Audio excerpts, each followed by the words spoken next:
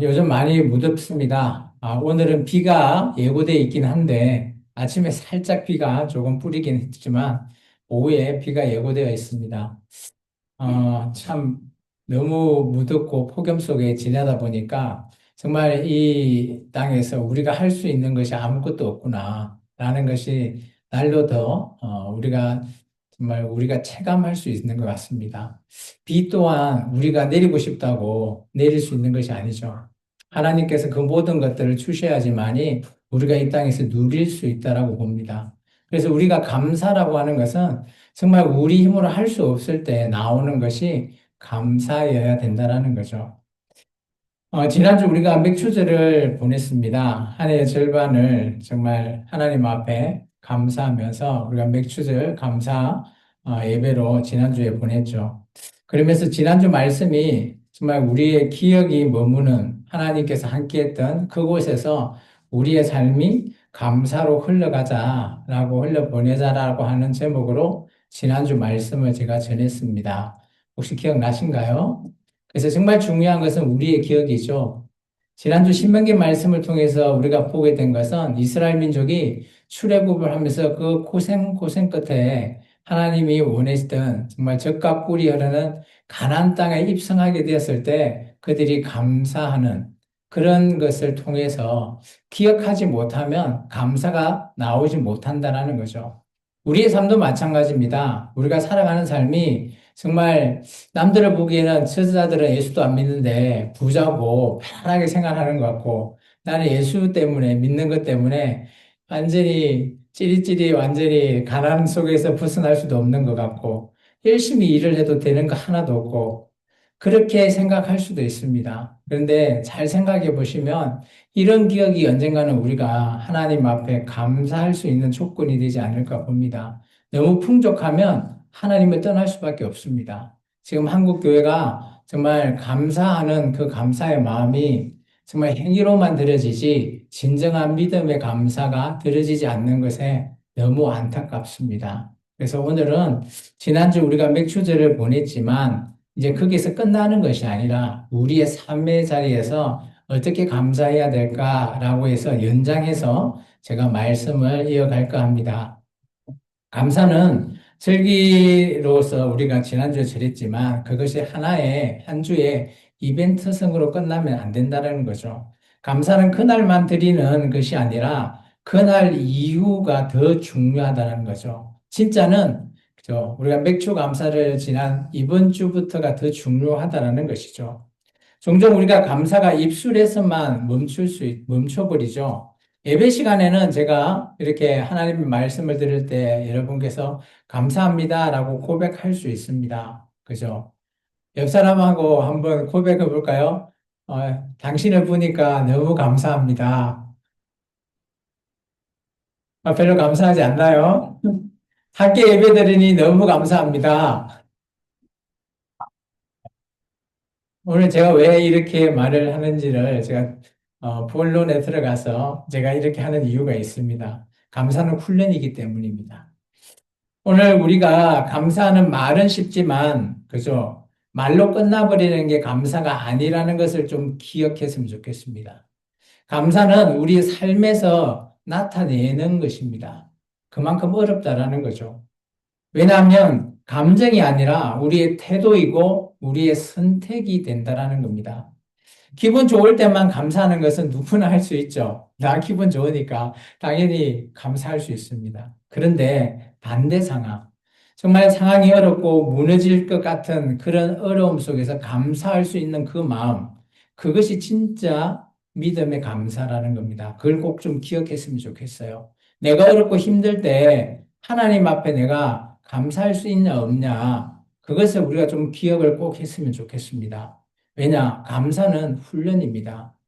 훈련되어 있지 않으면 어려운 상황에서 절대 감사가 나올 수 없다라는 것을 말합니다. 하루아침에 되는 거 아무것도 없어요. 그렇게 쉽게 되는 것은 사기 아니면 로또겠죠. 어쨌든 간에 감사는 우리 마음속의 깊은 곳에부터 시작해서 말이 되고 행동이 되고 결국은 그것이 모여서 우리의 삶이 되는 겁니다.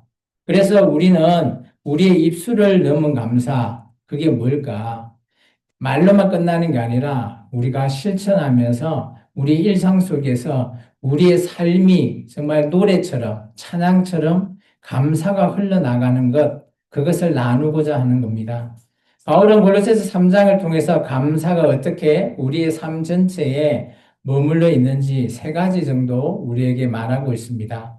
오늘 이것을 통해서 오늘 우리의 감사가 이 예배당에서만 머무는 것이 아니라 우리의 가정에서나 우리 일하는 그 직장에서나 아니면 우리가 관계하는 많은 사람을 만나는 속에서 정말 살아 움직이는 살아있는 감사가 어떤 것인지를 말씀을 통해서 우리가 한번 알아보도록 하겠습니다. 첫 번째는 감사는 우리의 마음에 평안을 준다라는 겁니다. 말씀을 먼저 한번 읽어볼까요? 15절입니다. 같이 읽겠습니다. 그리스도의 평강이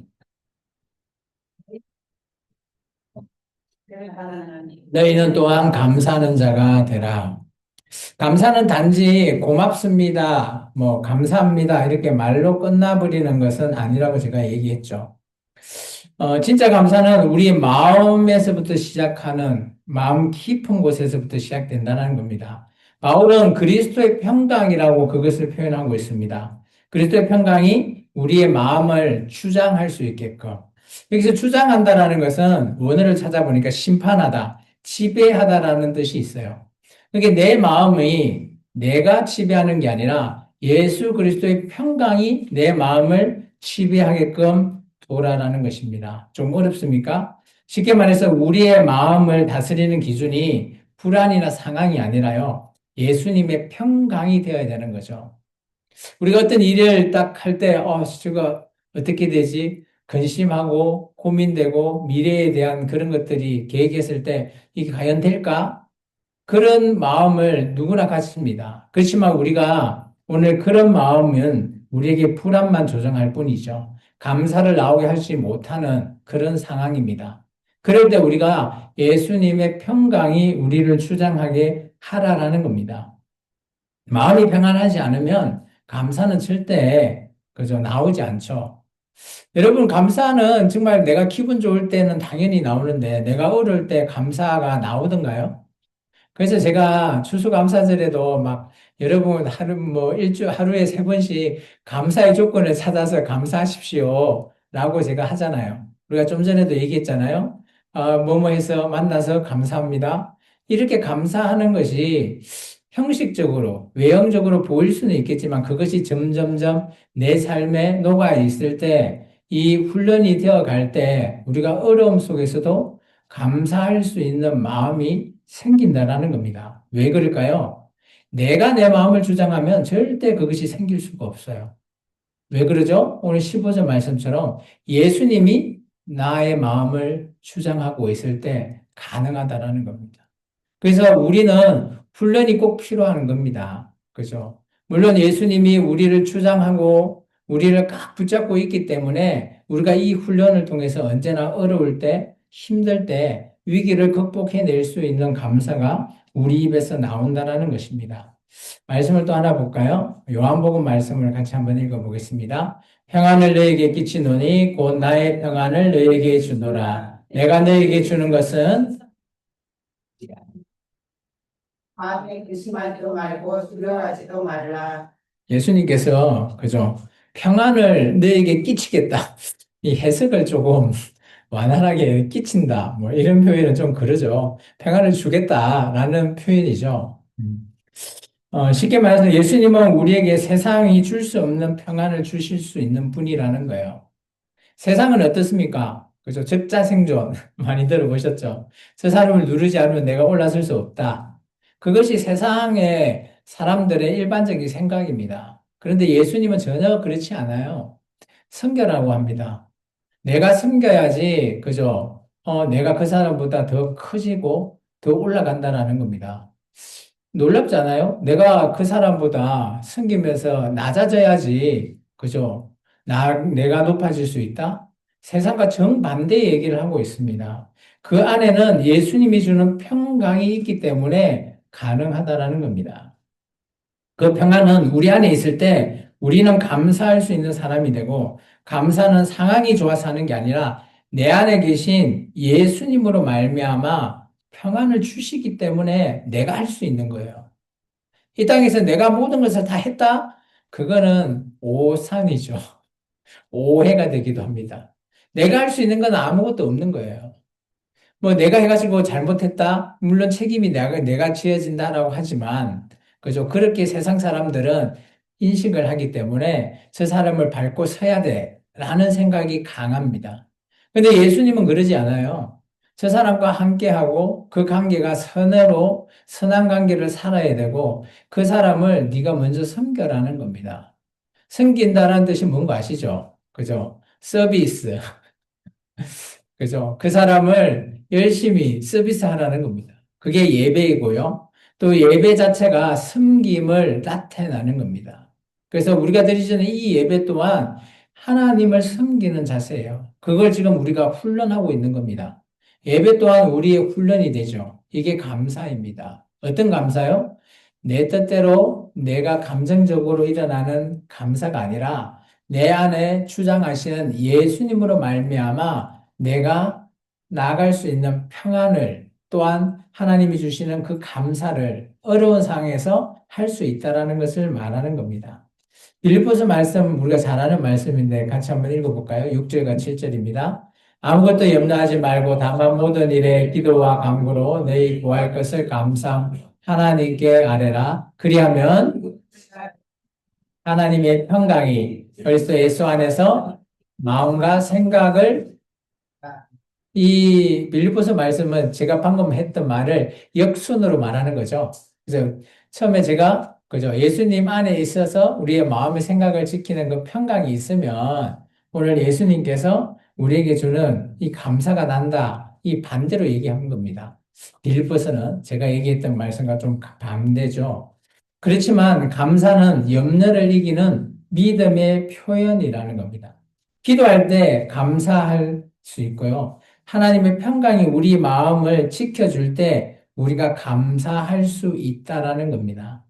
감사는 남들이 보기에는 그냥 단지 매너 좋은 행동, 뭐, 그럴 수도 있다고 하는데 그것이 아니라는 거예요. 우리 그리스도인의 감사는 좋은 매너가 감사가 아니라, 그죠? 우리의 믿음에 대한 반응이라는 겁니다. 제가 질문하겠습니다. 답변해 보십시오. 믿음 없이도 감사할 수 있나요?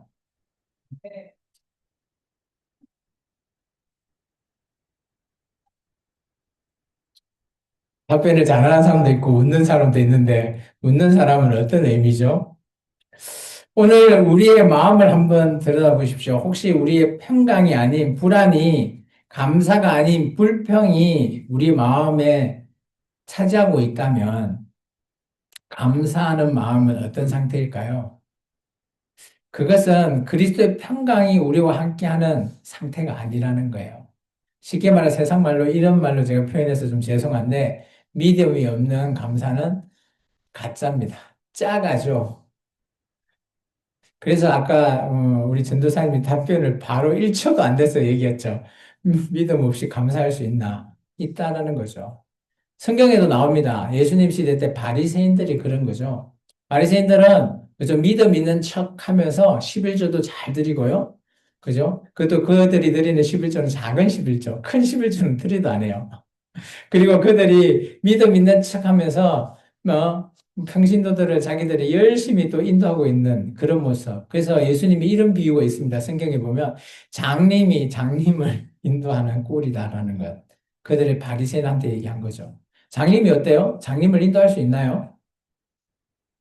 물론 가능은 할 수 있을 것 같아요. 지팡이로 하면서. 근데 넘어지면 같이 넘어지지 않을까요? 그죠? 장님 아닌 사람이 장님을 인도하기가 쉽지. 장님이 장님을 인도하는 것은 보이지 않는 그 길로 수렁에 빠질 수밖에 없는 길을 인도한다라는 것이죠. 그래서 우리의 감사가, 그죠? 나는 이만큼 했으니, 이만큼 물질적으로 들였으니까 됐어. 이게 아니라는 겁니다.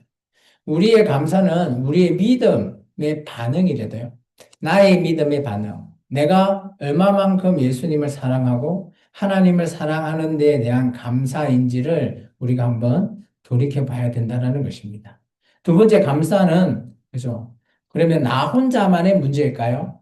그건 아니라는 겁니다. 말씀 중심의 공동체가 함께 할 때 우리가 감사가 자연스럽게 이루어진다는 겁니다. 오늘 본문의 말씀 16절의 말씀을 같이 한번 읽어보겠습니다.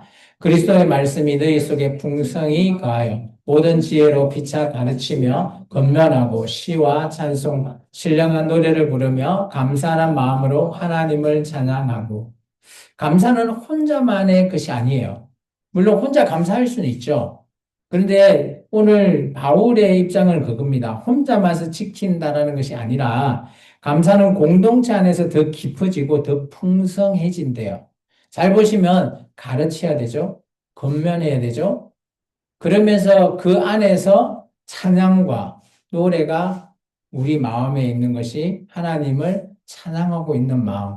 그러니까 쉽게 말해서 우리 예배 공동체가 함께 하나님의 말씀을 통해서 그 말씀을 올바르게 누군가는 가르쳐 주고 누군가는 배우면서 아, 이 뜻이 하나님이 진정한 뜻이구나라는 것을 깨닫고 난 다음에 우리 안에 있는 정말 하나님을 사랑하는 마음이 막 샘솟을 때 그때 흘러나오는 것이 또 다른 우리의 기도가 될 수도 있고 찬양이 될 수 있고 노래가 될 수 있다라는 것을 말하고 있습니다. 이처럼 그리스도의 말씀이 너에게 풍성히 거하라라는 것이 뭘까요? 우리 안에 그냥 머물러 있는 정도가 아니라 풍성히 거한다라는 것은 내 안에 가득 차 있어야 되는 거예요. 이게 내 안에, 내 생각에 우리가 이제 내 그림, 내 구조라고 우리가 한때는 이렇게, 인터넷에 이런 게 많이 나오면서 내 구조해서 나의 생각들을 이렇게 막 적어 놓는 그런 내 그림을 해놓고 그런 것들을 본 적이 있습니다.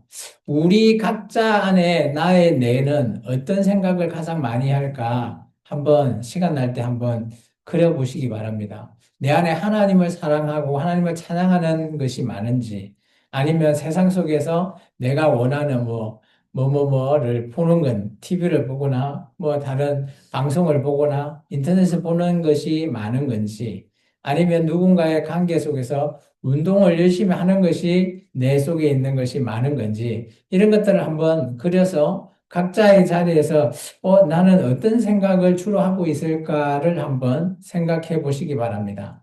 오늘 바울은 그죠? 우리 안에 뭐든지 우리가 가득 차 있다라는 겁니다. 풍성이 그에 있는데 그 중에서 정말 중요한 것은 그죠? 하나님의 말씀으로 가득 차 있으라라고 말하는 겁니다. 말씀이 내 안에 가득할 때 우리는 자연스럽게 감사할 수밖에 없다라고 말하는 거죠. 왜 그럴까요? 말씀은 우리에게 하나님이 우리에게 보여주시는 하나님의 성품이죠. 또한 하나님께서 우리에게 주신 은혜와 인도하심을 우리가 기억할 수 있게끔 가르쳐 주시기 때문에 말씀이 그만큼 중요하다라는 겁니다. 그리고 그 이 말씀이 혼자 읽고 그냥 끝나버리는 것은 아무 힘이 없습니다. 물론 우리가 성경을 새벽마다 성경 일독을 제가 같이 읽으면서 하는데 그냥 말씀만 읽고 그냥 끝 해버리고 우리 삶에 적용이 안 되면 이 말씀은 힘이 크기까지입니다. 그런데 이 말씀이 내 삶에 적용돼서 내가 살아가고 있을 때 이 말씀이 함께 호흡하면서 그대로 이어질 때 이 말씀은 지속적인 힘이 생기고 그 말씀이 그대로 이루어진다라는 것을 말하는 겁니다. 그래서 이 말씀을 혼자 읽고 끝나는 게 아니라 피차 가르치고 권면하라. 이게 함께 나누라는 거죠. 함께 말씀을 나누면서 감사하라라는 것입니다. 그래야지 이 감사가 우리가 자연스럽게 나온다라는 거죠. 서로 나누고 또 하나님 안에서 아, 이게 나만 힘든 게 아니구나. 하나님이 우리 모두를 붙들고 계시는구나라는 것을 말씀을 통해서 우리 공동체를 통해서 알 수 있는 거죠. 쉽게 말해서 참 우리 여기 이제 직장을 다니시는 분이 있잖아요. 정말 뭐 에어컨도 못 틀면서 생고생을 하고 있어. 일을 하면서. 그리고 막 사람들이 빠지면 대타고 한다고 열심히 막 물이 빠지려고 하는 사람도 있을 거예요. 그죠? 근데 우리가 그런 삶을 막 살다가, 그죠? 말씀이 없는 삶을, 그런 삶을 살다 보면 얼마나 힘들고 지칠까요? 근데 그 속에서 하나님 말씀을 한번 붙들고 한번 보내보시기 바랍니다. 물론 뭐 처음에는 큰 영향이 없을 수도 있어요. 근데 내가 하나님의 말씀을 한 구절이라도 붙들고 그렇게 힘들고 어려울 때 그 말씀을 의지하면서 계속 되뇌이면서 일을 한번 해보시면 물론 말씀을 되뇌인다고 시원해지진 않을 겁니다. 근데 정말 중요한 것은 우리의 생각이 더 넓어지고 우리의 감사가 자연스럽게 이루어질 수 있는 겁니다. 누구는 뭐 에어컨 밑에서 일하는데 누구는 에어컨도 못 틀고 물론 불평일 수밖에 없죠. 그 상황을 보면. 근데 오히려 말씀을 통해서 우리가 그것을 이겨낼 수 있다라는 것을 말하고 있습니다. 바울이 이어서 이렇게 말합니다. 시와 찬미와 신령한 노래를 부르며 마음의 감사함으로 하나님을 찬양하라. 찬양은 단지 음악에서 끝나는 게 아닙니다. 우리가 음악이나 찬양하면 뭐 우리 세상의 음악 이런 걸 생각하시면 안 돼요. 찬양은 말씀에 대한 반응입니다. 그래서 우리가 찬양의 대부분은 하나님의 말씀을 기준으로 곡이 많이 쓰여져요. 그것은 뭘까요? 바로 하나님을 향한 감사의 표현을 곡으로 쓰여진 게 찬양이라는 겁니다. 감사한 마음이 있을 때 우리가 찬양할 수 있는 겁니다. 아, 제가 계속 이런 얘기를 하면 좀 죄송한데, 정말 열심히 우리 고정미 선생님 일할 때 찬양이 잘 나오던가요? 힘드시죠? 예, 힘든 거 알아요. 예. 왜냐? 우리 안에 있는 감사가, 그죠? 없기 때문이라고 저는 봐요. 열심히 일하는 건 물론 나를 먹여 살릴 수밖에 없다라고 생각해서 어쩔 수 없이 한다는 거는 우리 안에 불평과 불만은 있을 겁니다. 그런데 우리 마음 안에 이제 감사가 함께 한다면 아마 더울 거나 어려울 때도 제가 장담을 하건대 찬양이 나올 거라 저는 믿습니다. 그게 또 성도님의 믿음이 또 성장해 가는 과정이 아닐까 저는 또 그렇게도 봅니다. 어쨌든 간에 우리가 찬양을 한다는 것, 물론 환경에 따라서 막 찬양이 나오고 이런 것은 아니라고 봐요. 정말 중요한 건 내 마음 안에 믿음을 통해서 하나님의 말씀이 나와 공감이 되니까 찬양이 나오지 않을까 저는 봅니다. 그래서 우리가 찬양을 한다는 것, 좀 전에 우리가 예배 전에도 찬양을 했지만 열심히 따라 하셨죠. 또 누군가는 또 눈물을 또 훔치기도 하고 왜 그러죠? 그 찬양의 의미를 기억하고 찬양 안에 내 마음이 함께 공감되니까 그럴 수 있다라고 봐요. 그런데 찬양할 때 뭐 따라하지도 않고 무근무근하게 가만히 있다가 예배를 드리면 정말 그 찬양이 나하고 전혀 상관이 없다라는 거죠. 바울은 이렇게 얘기하는 겁니다. 이 찬양은 나와 관계가 있어야 된다는 거죠. 그 관계가 정말 중요한 말씀에 있다라는 겁니다. 시편 말씀을 같이 한번 읽어볼까요? 감사함으로 그 문에 들어가며 그 이름을 송축할지어다. 에베소서 말씀입니다. 시와 찬송과 신령한 노래로 서로 화답하며 너희의 마음으로 주께 노래하며 찬송하며 20절까지 읽을게요. 범사에 우리 주 예수 그리스도의 이름으로 항상 아버지 하나님께 감사하라는 겁니다. 이처럼 감사는 말씀을 통해서 자라고 그 말씀이 정말 세상에 올라갔을 때 찬양으로 흘러나온다는 거예요. 나도 모르게. 우리가 막 기분 좋으면 흥얼흥얼 할 수도 있어요. 근데 감정으로도 나올 수도 있지만 우리가 정말 하나님의 말씀이 나와 공감이 될 때 찬양도 마찬가지 그런 현상으로 나온다는 겁니다. 이처럼 감사는 그죠? 하나님의 말씀이 가까이 있을 때 그죠? 그 말씀이 우리를 변화시켜 줄 수 있다라는 겁니다. 찬양은 그저 나오는 것이 아니라는 겁니다. 따라서 찬양은 오늘 우리가 말씀을 기준으로 해서 말씀이 오늘 감사로 이루어지고 그 감사가 찬양으로 이루어지는 어떻게 보면 선순환의 고리로 계속해서 지속으로 이루어진다고 봅니다. 그래서 여러분은 찬양 열심히 하십시오. 그 찬양 안에 감사가 있고요. 그 감사 안에 오히려 하나님의 말씀을 통한 나의 믿음, 마음이 있다라고 저는 보여집니다. 마지막 세 번째, 감사는 우리의 삶의 모든 영역에서 드러나야 된다라고 봅니다. 17절의 말씀입니다. 같이 읽어볼까요? 또 무엇을 하든지 말에나 일에나 다 주 예수의 이름으로 하고 그를 힘입어 하나님의 아버지께 감사하라. 감사는 아까도 얘기했지만 지금 예배드리는 이곳에서만 하고 이제 문을 열고 탁 나가면 불만 불평이 나오는 것이 감사가 아니라고 했습니다. 그는 감사가 아니에요. 감사는 진짜 감사는 어쨌든 간에 나의 삶의 자리, 각자의 자리에서 언제나 흘러나오는 게 감사가 돼야 되는 거죠. 그래서 감사는 쉽지 않습니다. 감사하는 마음을 가지는 건 쉽지 않죠. 그래서 훈련을 해야 돼요, 우리도. 이스라엘 민족도 저 민수기 광야 38년 동안, 그죠? 광야 생활하면서 얼마나 물도 없고, 먹을 것도 없고, 얼마나 불평불만을 하겠어요?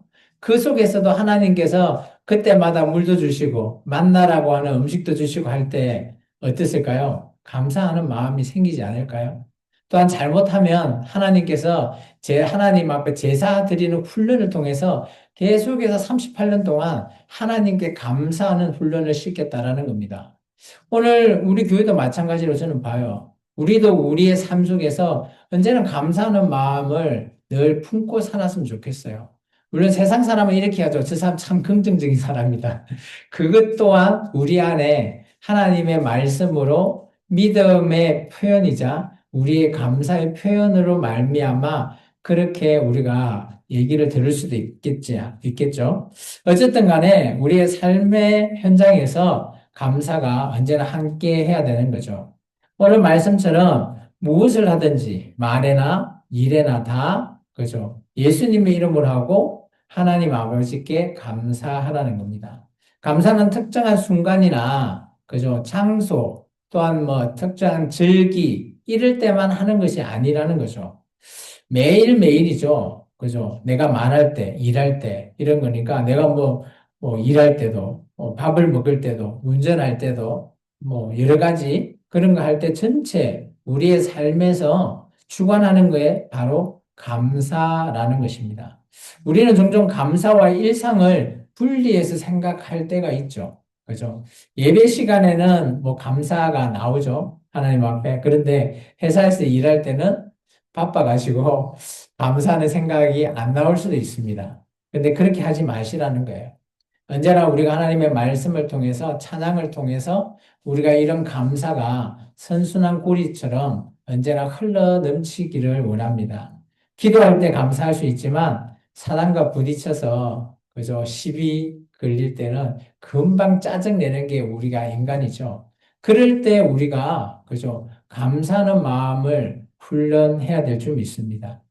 우리는 우리의 모든 말과 행동이 예수님의 이름으로 행하고 감사와 연결시킬 수 있는 그런 저와 여러분이 되기를 축원합니다. 말씀을 하나 볼까요? 데살로니가 전서 말씀입니다. 같이 읽습니다.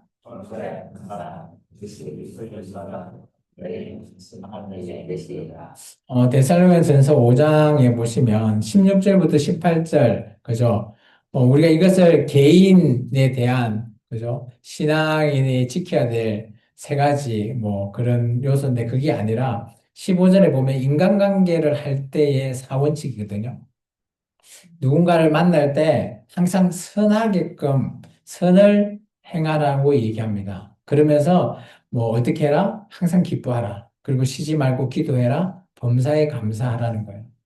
데살로니가 전서의 말씀은 우리의 신앙에 대한 3대 그게 원칙이 아니라 인간관계를 할 때 4대 원칙입니다. 그래서 정말 우리가 누구를 만나든지 어떤 사람을 어떤 일을 통해서 만나든지 그 사람과의 관계에 항상 기뻐하고 늘 기도하는 우리가 되고 범사에 감사하면서 선을 행할 수 있는 모습, 그런 모습을 말하고 있습니다.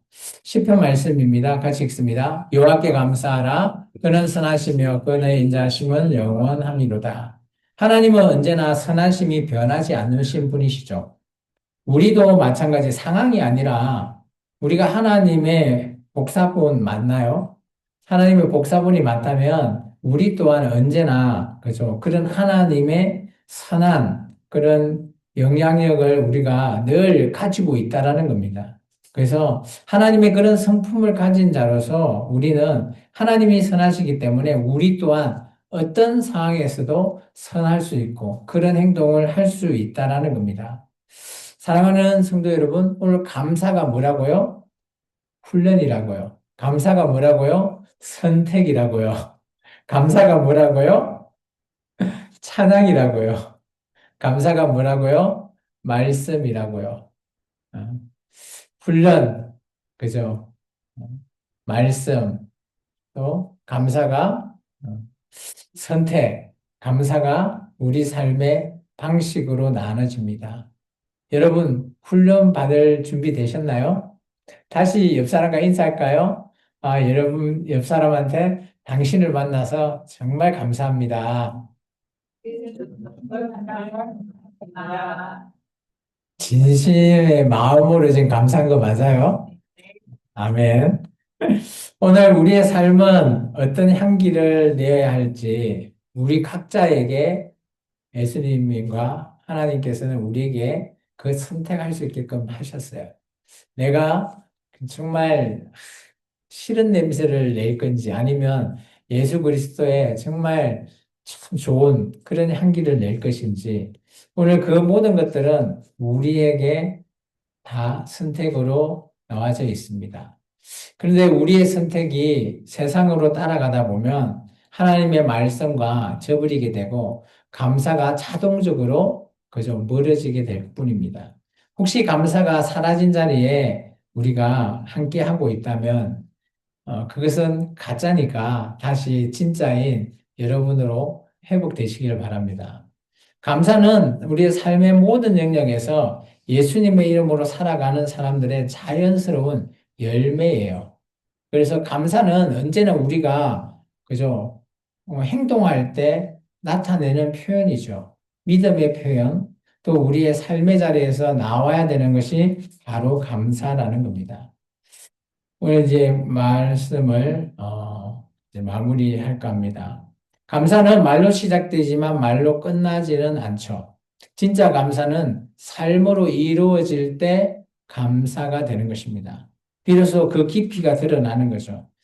우리가 지난주 맥주절을 지났지만 그 맥주절을 통해서 감사하는 마음으로 하나님께 예물을 드렸지만 그것이 끝이 아니라 이번 주도 다음 주도 우리의 삶에서 그런 감사가 매일매일 그죠? 우리의 삶 속에서 우리가 살아갈 때 노래가 될 때 그것이 감사가 아닐까 봅니다.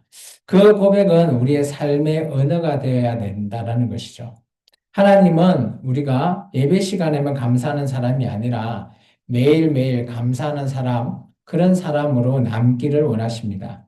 감사는 특별한 날에만 드리는 것이 아니라 매일 우리의 평범한 속에서 피어나는 우리의 태도, 반응이 아닐까 봅니다. 감사는 마음에서 평강으로 시작됩니다. 그리스도의 평강을 통해서 내 마음을 다스릴 때 우리가 어떤 어려운 상황 속에서도 감사할 수 있는 거죠. 그게 바로 훈련입니다. 그런 훈련을 통해서 우리가 나아가야 될 줄 믿습니다. 결국은 우리의 삶의 모든 영역에서 감사가 드러나야 되는 거죠. 내가 하는 말, 내가 하는 일, 또 내가 만나는 사람 속에서 오늘 예수님의 이름으로 살아가는 것, 그게 바로 감사하는 삶이 될 줄 믿습니다. 오늘 입술을 넘는 감사, 말로만 하는 것이 아니라 내 삶이 증거가 되어서 그것을 많은 자들 앞에 노래하는 삶으로 살아가는 것, 그것이 감사가 아닐까요? 오늘 그런 감사의 노래를 정말 많은 자들 앞에 불러주시는 저와 여러분이 되기를 주 이름으로 축원합니다. 기도하겠습니다. 주님 감사합니다.